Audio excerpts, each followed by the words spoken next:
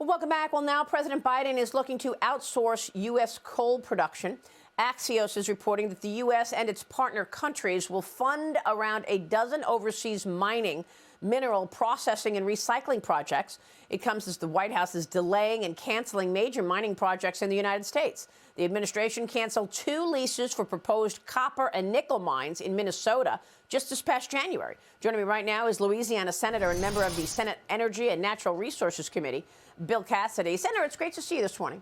Thanks very much for being here. Walk us through what the administration is doing and its impact.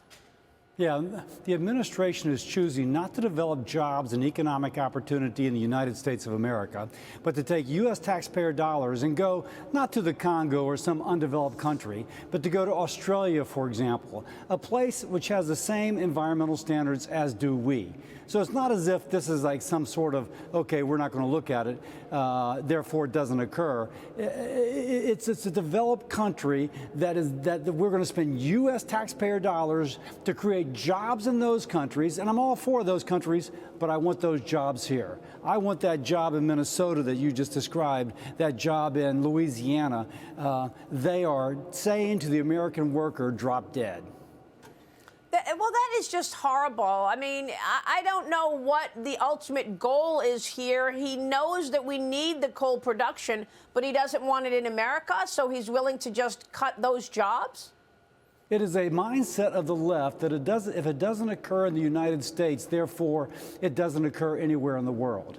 And they know that, so they move those jobs, that economic opportunity for our people, they move it overseas in order to satisfy their environmental left. It is wrong. Now, if you're going to create those minerals, if you're going to create that opportunity, create it in the United States. But they're choosing, it is an act of deliberate policy to create jobs elsewhere and not in the United States when we could do it here. Well, there's even more than that. I mean, much of the business is going to China in this climate change agenda. I mean, this week we were talking with Rick Perry about the worry that Chinese companies have dominated manufacturing of big portions of our economy, like renewables, like solar batteries made in China. And now we see that in that infrastructure package that you and your colleagues voted for, it's giving $200 million of taxpayer money to a Chinese-controlled company, Microvast. Microvast does much of its business in China. So why are we giving $200 million to this company? I can't argue why we're doing $200 million to a Chinese company, but what I can say about the infrastructure bill is, by and large, that got it right. With that said, to the American worker, we're going to invest here. For example, if we want a lower carbon intensity future, we actually have provisions in that bill which help a company in Louisiana take its carbon and sequester it or to reuse it. That's saying to the American worker, we're investing in you. We're making you more competitive. We're making the jobs here in the United States, not elsewhere. Now, that's the good way to do it, not what they're doing with these mines, which is investing in South Korea, investing in Australia, investing everywhere. Again, saying to the American worker, drop dead, we don't care about you. Well, the Journal is out with an op-ed this morning and a piece titled All Biden's Green Job Losses. They highlight what's happening at the Stellantis Jeep Cherokee plant in Illinois.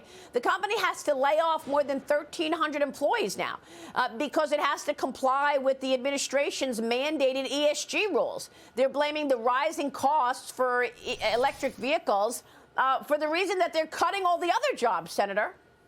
Yes, and so that also says you can't compete with government subsidies. So if the administration makes a decision to subsidize the heck out of other vehicles, by the way, given a $7,500 credit for an upper-income American buying a brand new expensive vehicle, as opposed to the poor guy who would rather have the job, rather drive his old car, they are subsidizing expensive vehicles for richer Americans and putting the burden of paying the subsidy as well as the loss of the job upon working Americans. It is a wrong policy. Why? Because they've got this kind of allegiance to their environmental left that really doesn't care about the American worker. Oh, they put some kind of spin upon it. Yes, we do. We're going to send you someplace to put a solar panel up. But for the person who's making good money doing mining or doing manufacturing, they're saying, I'm sorry, we're shipping that job overseas.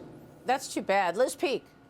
Morning. Senator, isn't this just part and parcel of this entire administration's mixed up energy policy and climate agenda, where we are constantly relying on China for the minerals that drive our climate vehicles, et cetera? And by the way, the outsourcing of mining is no different than going to Venezuela, Iran, Saudi Arabia, and everywhere else in the world, rather than drilling here in the United States for oil. It's the same policy. I mean, I don't understand how we can continue to hold this administration not accountable for shipping these jobs overseas when they talk such a big game about on-sourcing.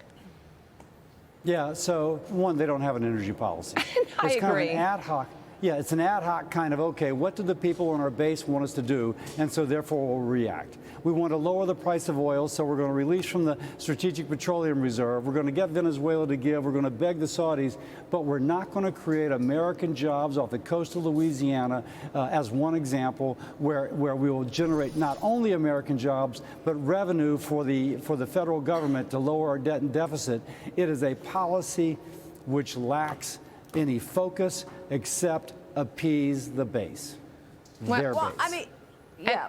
Can I just follow up, yes, Maria? Please. I mean, it seems to me that one of the problems is they know in mining enterprises and also in oil and gas and construction of pipelines, they're going to run into the same people they're trying to appease, that is to say the environmental activists who will not let this kind of work go forward. I mean, and you know, at the end of the day, they've got themselves in their own box. They can't move forward with the agenda because the people who are promoting it and who are backing it won't let them actually open mines and build pipelines and all the things that we need to do. I agree with you totally, and I take a different prism by which to look at things. There is a competition worldwide for jobs for working people wherever you live, China, United States, you name the country. And so you've got to always have the prism, what is good for jobs in my country? We know that non-college educated working folks typically get their best money at mining, manufacturing, and construction. Now, they have declared all-out war, if you will, upon mining and upon construction, if you will, for that construction related to manufacturing. We need all three of those segments to provide better livelihoods for the people, our neighbors, the people we go to school with, the people when we're in high school, the people that our children go to school with now. We need those jobs, and this administration turns their back on them. So what happens to those people now, Senator? Will they be able to get another job in mining of coal? No, not in America, because he's shutting down the coal plants. Yeah, so they will go to a lower paid job, probably in the service industry.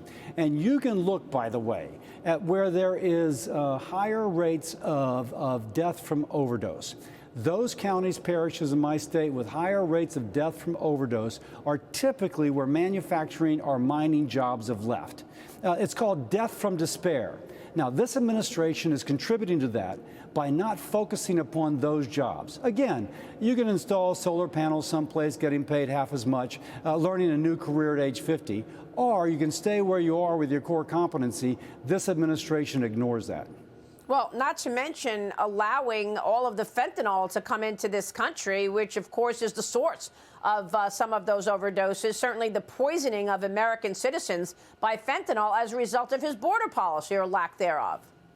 And I would argue, again, the concept is death from despair, where people, non-college educated men, also women now, but typically men, are destroying themselves with overdose, liver disease, other things that are so-called lifestyle choices. And there's a strong correlation between where there has been a loss of manufacturing, the loss of the dignity of a good job, if you will, and a turning towards that sort of lifestyle.